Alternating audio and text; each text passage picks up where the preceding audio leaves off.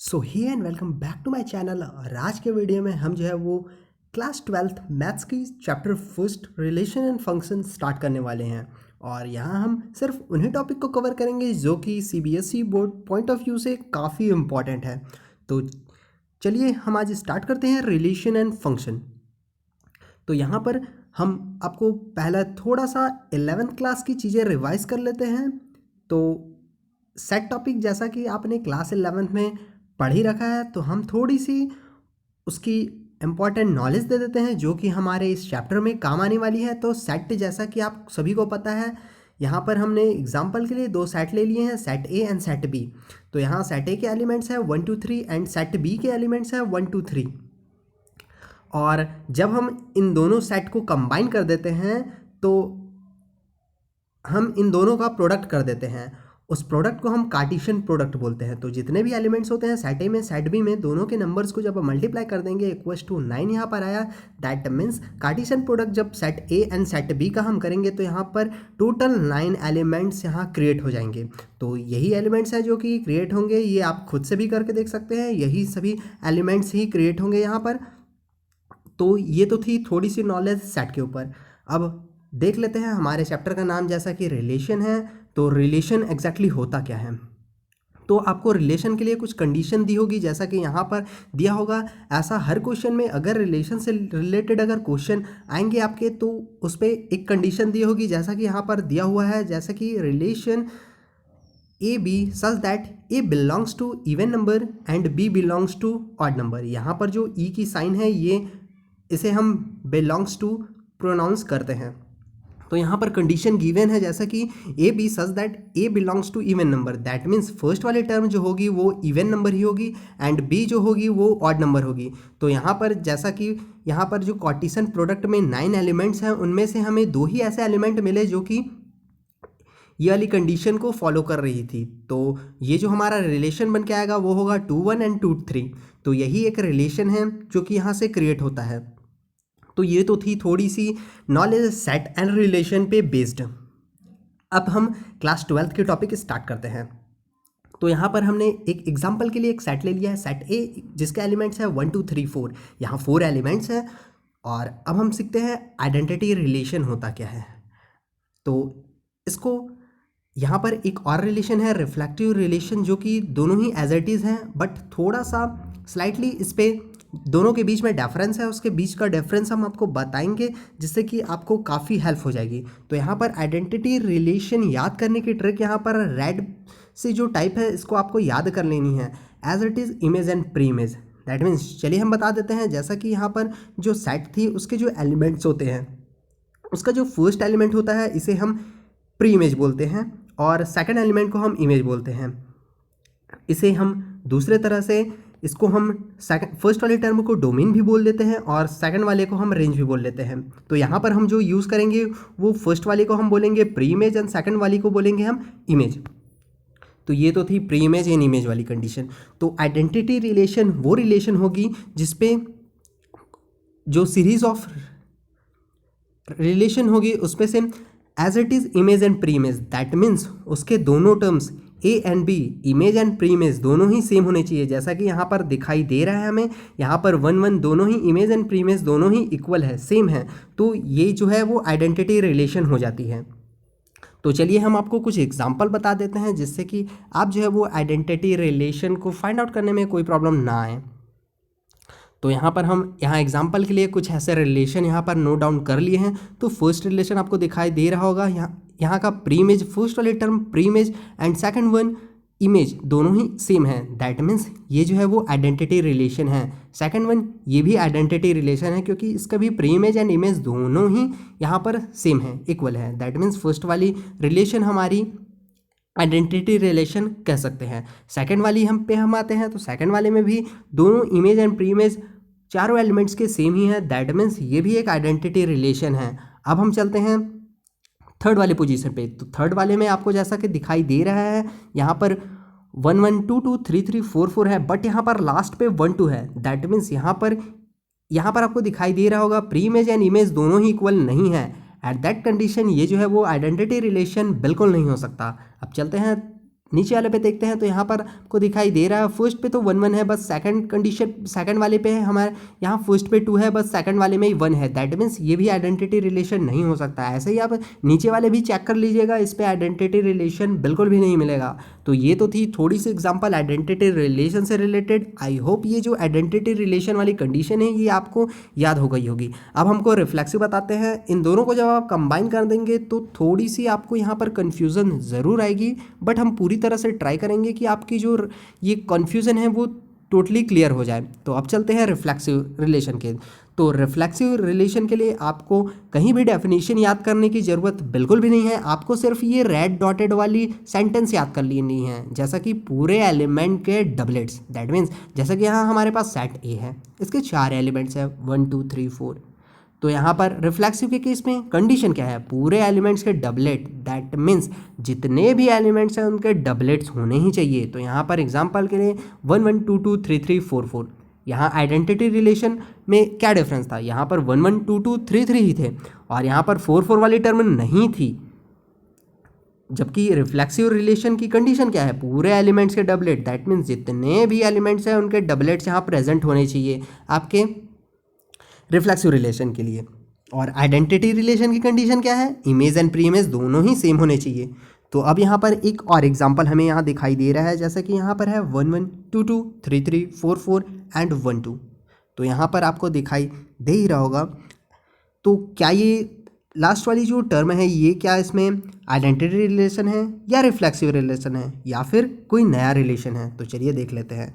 तो first of all हम देख लेते हैं आइडेंटिटी रिलेशन की डेफिनेशन। जो ट्रिक है उसे हम पढ़ लेते हैं। As it is image and pre image. तो यहाँ पर 1 1 तो है, 2 2 भी है, 3 3 भी है, 4 4 है, बट यहाँ पर 1 2 है।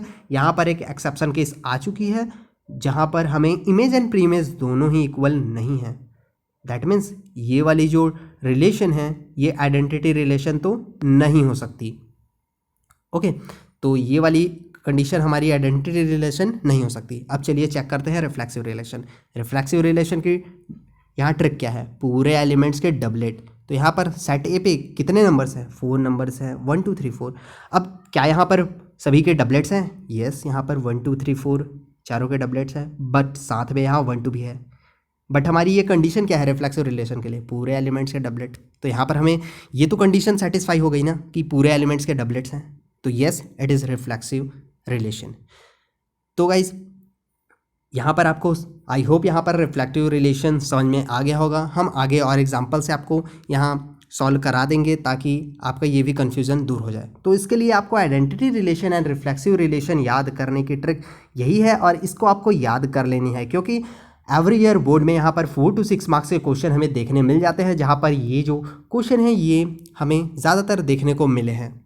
मैं आपको और भी बताऊंगा, इससे और रिलेटेड ट्रिक्स भी बताऊंगा। तो यहाँ पर आपको दोनों के लिए एक सेंटेंसेस याद कर लेने हैं। आइडेंटिटी रिलेशन के लिए ये है कि इमेज एंड प्री इमेज दोनों ही सेम होंगे, एंड रिफ्लेक्सिव रिलेशन के केस में पूरे एलिमेंट्स के डबलेट होने चाहिए। तो ये दोनों कंडीशंस थी आइडेंटिटी एंड रिफ्लेक्सिव के लिए। तो चलिए अब हम कुछ एग्जाम्पल देख लेते हैं जिससे कि आपका रिफ्लेक्सिव रिलेशन और भी स्ट्रांग हो जाए। तो यहाँ पर जैसा कि एग्जाम्पल हमें दिखाई दे रहा है, तो यहाँ पर हमारे रिफ्लेक्सिव की कंडीशन क्या है, पूरे एलिमेंट्स के डबलेट। आपको यही सेंटेंस याद कर लेनी है। तो यहाँ पर देख लेते हैं 1 1 2 2 3 3, बट हमारा सेट ए में तो 4 एलिमेंट्स हैं 1 2 3 4, बट यहाँ पर 4 4 वाले डबलेट्स तो है ही नहीं। दैट मीन्स ये जो है वो रिफ्लेक्सिव नहीं होगा। पूरे एलिमेंट्स के डबलेट यहाँ है ही नहीं। यहाँ पर हमारे पास 4 एलिमेंट्स है 1 2 3 4, बट यहाँ पर हमें पूरे एलिमेंट्स के डबलेट मिले ही नहीं। तो ये फर्स्ट वाली हमारी रिफ्लेक्सिव रिलेशन नहीं कहला सकती। अब चलते हैं हम सेकंड वाले पे। सेकंड वाले पे यहाँ पर हमें चारों के डबलेट्स हैं। That means yes, it is reflexive relation. तो ये तो था रिफ्लेक्सिव रिलेशन। अब थर्ड वाले पे चेक करते हैं। तो 1 1 2 2 3 3 4 4 1 2। तो लास्ट में हमारी कंडीशन क्या है, पूरे एलिमेंट्स के डबलेट, 4 एलिमेंट्स हैं, चारों के डबलेट्स यहाँ पर प्रेजेंट है हमारे पास।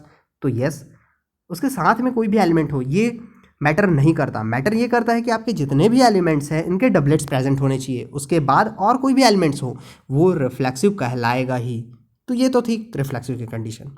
थर्ड वाले चेक कर लेते हैं। तो यहाँ पर 1 1 है, यहाँ 4 टर्म्स है 1 2 3 4, बट क्या यहाँ पर पूरे डबलेट्स हैं? 1 1 तो है, 2 2 भी है, 3 3 है, बट यहाँ पर 4 4 प्रेजेंट नहीं है। तो yes, it is not reflexive. Okay. और अब हम नीचे वाले देख लेते हैं, तो यहाँ पर 1 2 है, स्टार्टिंग में ही हमें दोनों डबलेट्स मिले ही नहीं, 1 1 2 2 3 3 4 4, तो नो इट्स नॉट रिफ्लेक्सिव। और लास्ट वाला भी ऑब्वियसली ये नहीं है रिफ्लेक्सिव रिलेशन।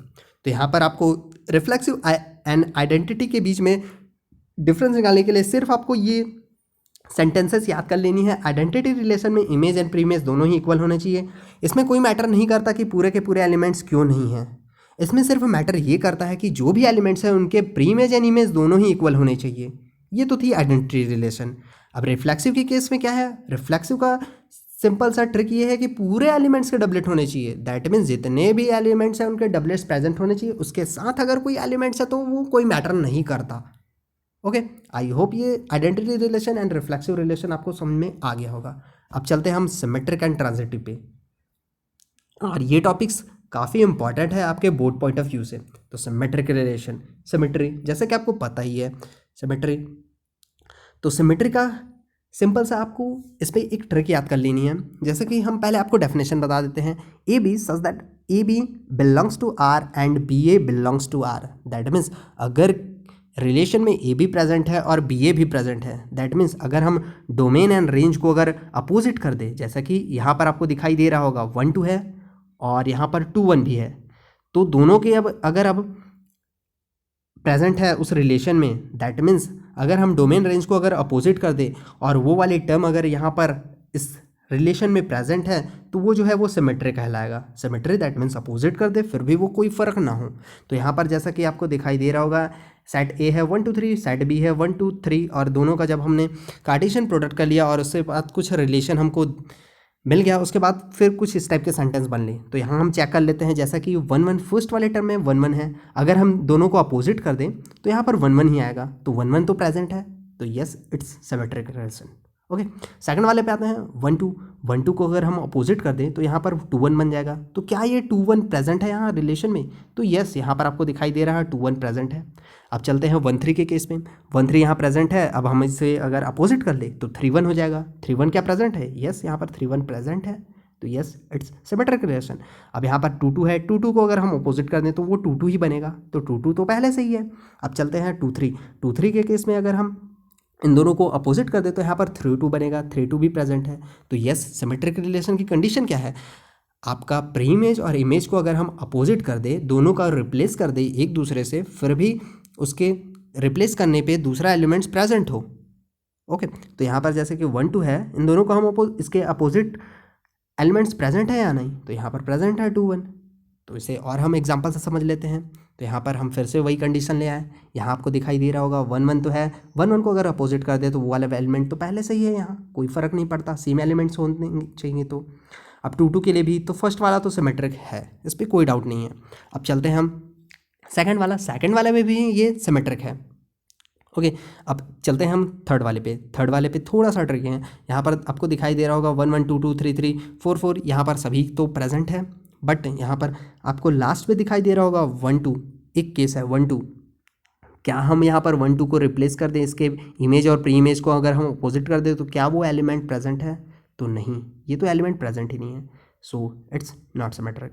ओके, अब नीचे वाला देख लेते हैं हम 1 1, अगर हम इसको प्री इमेज और इमेज को अगर चेंज कर दे तो ये तो प्रेजेंट है इसी में, बट यहाँ पर देखिए 2 1 वाले केस पे 2 1 को अगर हम अपोजिट कर दे 1 2 तो यहाँ प्रेजेंट ही नहीं है, तो अगेन इट्स नॉट सिमेट्रिक। यहाँ नीचे वाले केस में भी सेम रीज़न है, यहाँ भी अगर हम अपोजिट कर दें इमेज और प्री इमेज को तो यहाँ पर हमें वो वाले एलिमेंट्स मिले ही नहीं, तो ये सिमेट्रिक नहीं है।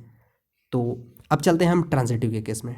ट्रांजिटिव का भी डेफिनेशन पहले हम देख लेते हैं, फिर आपको एक ट्रिक भी बताएंगे।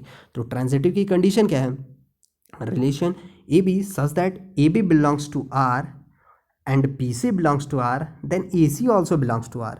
ओके, डेफिनेशन तो ये है। अब हम आपको ट्रिक बताते हैं, जैसे कि सेट है, यहाँ सेट ए 1 2 3 4, 4 एलिमेंट्स है और कोई रिलेशन यहाँ पर हमारे पास बन के आ चुका है यहाँ पर।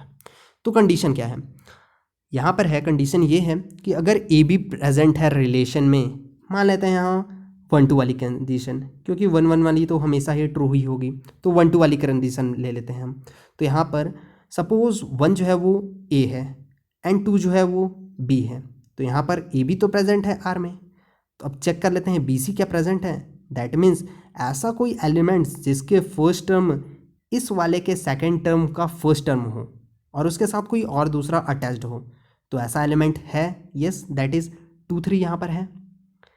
इसके सेकेंड एलिमेंट का वैल्यू फर्स्ट एलिमेंट पे यहाँ प्रेजेंट है और इसके सेकंड वाली वैल्यू दूसरी है। दैट मीन्स सी से हम सपोज कर सकते हैं सी, बी हमारा 2 हो जाएगा जो कि यहाँ भी प्रेजेंट है और ए हमारा 1 हो गया।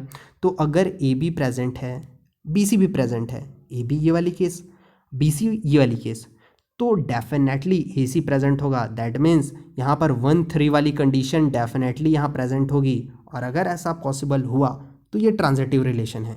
और ट्रांजिटिव रिलेशन चेक करने के लिए आपको सभी एलिमेंट्स को वैसे ही चेक करना होगा। अब 1 1 वाली तो आपको चेक करना की ज़रूरत ही नहीं है क्योंकि वही एलिमेंट्स है, उसमें कोई प्रॉब्लम नहीं होगी। अब हम 1 3 वाली कंडीशन ले लेते हैं। 1 को सपोज कर लेते हैं ए, 3 को सपोज कर लेते हैं बी। अब हम यहाँ पर कोई दूसरा एलिमेंट देख लेते हैं जिसकी फर्स्ट टर्म 3 हो और सेकंड टर्म कुछ भी हो। तो यहाँ पर ये लास्ट वाली है, फर्स्ट टर्म 3 है, सेकंड वाली 4 है। तो अगर यहाँ पर 1 3 और 3 4 प्रेजेंट है तो 1 4 भी प्रेजेंट होगा, तभी तो ये ट्रांजिटिव होगा। तो यहाँ पर 1 4 प्रेजेंट है तो येस इट्स ट्रांजिटिव। तो ट्रांजिटिव के लिए आपको एक ही सेंटेंस याद कर लेनी है। ट्रांजिटिव के लिए अगर किसी रिलेशन में ए बी प्रेजेंट है, बी सी प्रेजेंट है, तो ए सी भी प्रेजेंट होगा। तो अगर ये तीनों कंडीशन सेटिस्फाई हो जाती हैं तो ट्रांजिटिव रिलेशन कहला जाएगा। तो चलिए हम कुछ एग्जांपल देख लेते हैं। तो वही वाले एग्जांपल हम फिर से ले आए यहाँ पर। फर्स्ट सेकंड वाली तो आपको चेक करनी ही नहीं है ट्रांजिटिव, क्योंकि वो तो ट्रांजिटिव कहलाएंगे ही। ओके, तो यहाँ पर हम पहले चेक कर लेते हैं।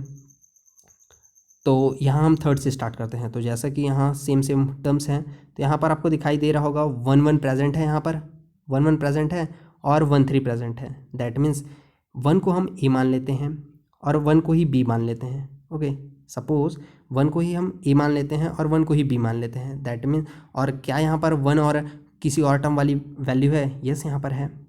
तो यहाँ पर ए तो हमारा 1 हो गया, ये वाला टर्म, बी हमारा ये वाला 1 और ये वाला 1 हो गया। तो ए बी प्रेजेंट है, बी सी प्रेजेंट है, तो डेफिनेटली 1 और 2 वाली सेंटेंस होगी ही। तो 1 और 2 तो यहीं प्रेजेंट ही है, डबल है यहाँ पर। तो यस इट्स आर ट्रांजिटिव। हम और नीचे एग्जांपल से समझ लेते हैं। यहाँ पर जैसे कि आपको दिखाई दे ही रहा होगा, यहाँ पर 1 1 है। सपोज़ ये 1 को हम ए मान लेते हैं, इस वाले 1 को बी मान लेते हैं। अब हमको ए बी तो हमें मिल गया, अब बी सी ढूंढना है। दैट मीन्स ऐसे एलिमेंट देखने हैं जिसके फर्स्ट टर्म इस सेकंड वाले के एज इट इज़ हो। तो यहाँ पर ये वाली 1 है, तो यहाँ पर आपको दिखाई दे रहा होगा ए बी प्रेजेंट है, बी सी प्रेजेंट है, तो ए सी भी प्रेजेंट ही है, 1 1 वाली कंडीशन। तो yes it's a transitive. Okay, तो यहाँ पर अब हम चेक कर लेते हैं नीचे वाला कंडीशन। यहाँ ट्रांजिटिव के लिए एक और कंडीशन ये है जो कि ज़्यादातर बोर्ड पे क्वेश्चन आ जाते हैं और इसकी 1 मार्क्स वाले क्वेश्चन आने के चांसेस है। जैसा कि ए बी प्रेजेंट है, यहाँ पर हमारे पास लेट सपोज यहाँ पर हमारे पास ए बी प्रेजेंट है, ए बी 2 1 वाली 2 2 वाली कंडीशन, 2 2 वाली कंडीशन सपोज कर लीजिए आप। 2 2 वाली कंडीशन हम ले लेते हैं, नहीं 3 3 वाली कंडीशन लेते हैं। ओके, तो 3 3 में ए हम 3 को मान लिए, बी हम 3 को मान लिए, तो ए बी तो प्रेजेंट है रिलेशन में, बट क्या बी सी प्रेजेंट है? क्या ऐसा कोई एलिमेंट है जिसका फर्स्ट टर्म इस वाले के सेकंड टर्म के फर्स्ट टर्म हो? तो यहाँ पर कोई प्रेजेंट नहीं है।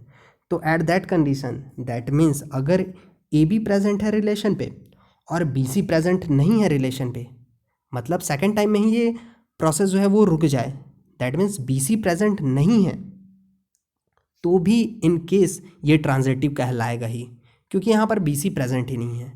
बट अगर ऐसा होता कि ए बी प्रेजेंट है, बी सी प्रेजेंट है और उसके साथ में ए सी प्रेजेंट नहीं है, तो वो ट्रांजिटिव नहीं कहला सकता।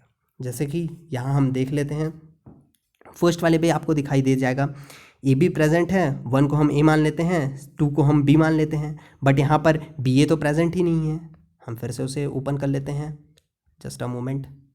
ओके, तो हम इसे फिर से ट्रांजिटिव वाला ओपन कर लेते हैं। तो यहाँ आपको दिखाई दे ही रहा होगा, यहाँ पर जैसे कि ए तो 1 मान लिए, 2 को हम बी मान लिए, बट यहाँ पर ए बी तो प्रेजेंट है, बट बी सी प्रेजेंट ही नहीं है। ऐसा कोई टर्म नहीं है जिसके फर्स्ट एलिमेंट 2 हो और सेकंड एलिमेंट कुछ और हो, तो ऐसा टर्म ही नहीं है। तो इन दैट कंडीशन भी ट्रांजिटिव वो होगा ही। ट्रांजिटिव की कंडीशन तभी ब्रेक होती है जब ए बी प्रेजेंट हो, बी सी प्रेजेंट हो और ए सी प्रेजेंट ना हो, and that condition only transitive. हम यहाँ पर बोल सकते हैं कि वो ट्रांजिटिव रिलेशन नहीं है। अगर ए बी प्रेजेंट है और बी सी ही प्रेजेंट नहीं है तो भी हम उसे ट्रांजिटिव कहेंगे ही। इससे हम जब लास्ट 10 ईयर पेपर हम जब सॉल्व करेंगे तो हम आपको और भी इससे रिलेटेड हम टिप्स एंड ट्रिक्स बता देंगे आपको। तो इसके बाद हम आपको एट द लास्ट इस टॉपिक को, इन जितने भी टॉपिक्स को हमने अभी कवर किया, यहाँ से मोस्ट प्रोबेबली इक्विवेलेंस रिलेशन के न्यूमेरिकल्स हमको देखने को मिल जाते हैं हमारे बोर्ड में। और ये जो है वो 4 to 6 मार्क्स के क्वेश्चन एवरी ईयर हमें देखने को मिलते हैं, जिसपे कि इक्विवेलेंस रिलेशन अगर प्रूफ करने को आ जाए तो उस पर आपको यही प्रूफ करना है, रिफ्लेक्सिव, सिमेट्रिक प्लस ट्रांजिटिव, तीनों कंडीशन आपको प्रूफ करनी होगी। और हालांकि ये प्रोसेस आपको थोड़ी सी अभी हार्ड लग रही होगी, बट हम न्यूमेरिकल सॉल्व करेंगे। ये तो थी आपकी बेसिक्स, बट यहाँ पर न्यूमेरिकल जब आप सॉल्व करेंगे तो ये सब चीज़ें आपको नहीं करनी। इसके जो क्वेश्चन आते हैं इक्विवेलेंस रिलेशन वाली, इस पे कि आपको प्रूफ करने को आता है। इस टाइप से क्वेश्चन सॉल्व करने को अभी तक तो नहीं आया, बट हम आपको पूरा फोकस हमारा जो रहेगा वो होगा इससे रिलेटेड जो न्यूमेरिकल जो लास्ट 10 ईयर पे आए हुए हैं। और इससे आगे हम और भी टॉपिक्स बताएंगे जो कि बाइजेक्टिव रिलेशन से हैं। और यही 2 टॉपिक्स हैं इस चैप्टर में जिसमें से 8 मार्क्स के पूरे क्वेश्चन आएंगे ही। और यहीं से हम आपको इसके बाद फिर हम जैसे ही ये हमारा दोनों टॉपिक कंप्लीट हो जाता है बाइजेक्टिव रिलेशन, इसके बाद फिर हम स्टार्ट करेंगे लास्ट 10 ईयर के क्वेश्चन सॉल्व करना। और हम उसमें आपको ट्रिक्स भी बताएंगे कि किस टाइप से आपको ये सब चीज़ें प्रूफ करनी है। ये तो थी एक इंट्रो टाइप की, जिसपे कि इस टाइप के न्यूमेरिकल्स आपको नहीं मिलेंगे। न्यूमेरिकल्स जो मिलेंगे वो मिलेंगे आपको प्रूफ करने वाले। तो देखते हैं हम अगले पार्ट को। So thank you for the watching, keep standing.